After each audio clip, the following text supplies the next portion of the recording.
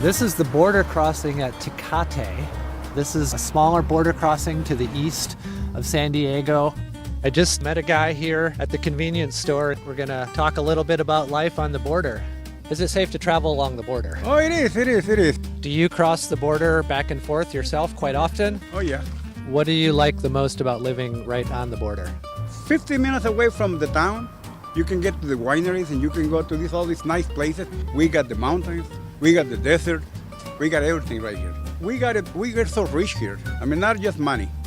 I got my flashlight, my knife, and I got my machete somewhere. I got a pepper too. Right on. We'll have a good journey. Thank you. You too.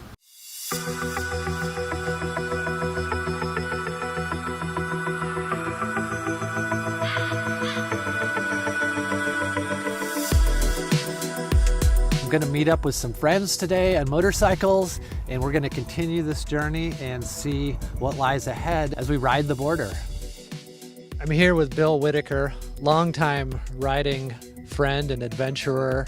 Pretty interesting, Sterling. You and I have ridden in a lot of states and actually a lot of countries. And this is a little different. We have a border wall that seems to be a nationwide obsession, and it is with me too. We talked to a U.S. Border Patrol agent, and he gave us the okay to go ahead and ride this stretch of the border.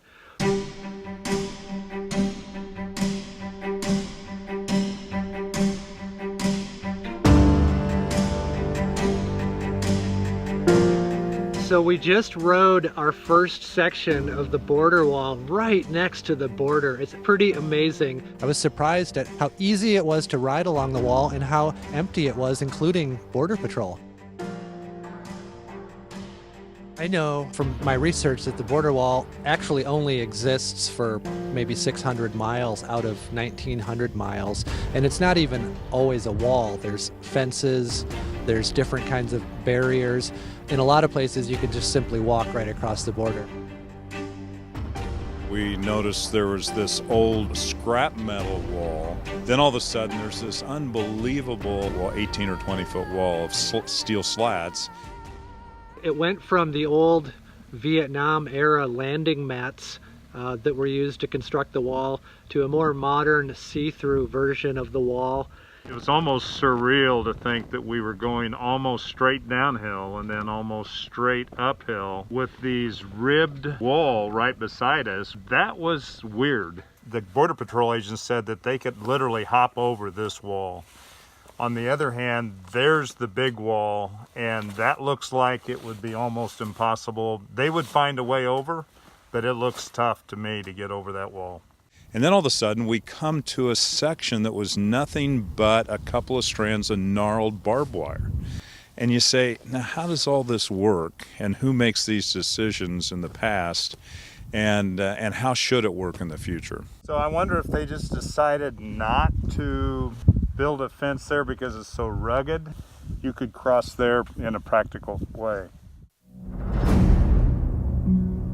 But I did notice the Border Patrol going very slow looking in the bushes. And I think they're also looking for footprints because they actually pull a skid and smooth everything out so they can see the footprints. One border agent told us that they get 5 or 6 small groups trying to cross a day in that area. He had some very definite opinions about the border wall. He wanted that border wall. We can be riding along, really enjoying ourselves. Your mind's wandering, your curiosity's high, and then all of a sudden you know that there are those on the other side that are going to scale that wall. It's pretty high odds that the Border Patrol catches them and they send them back. And I think there's some things going on with you and me right now that understanding that these are major humanitarian issues that we're faced with.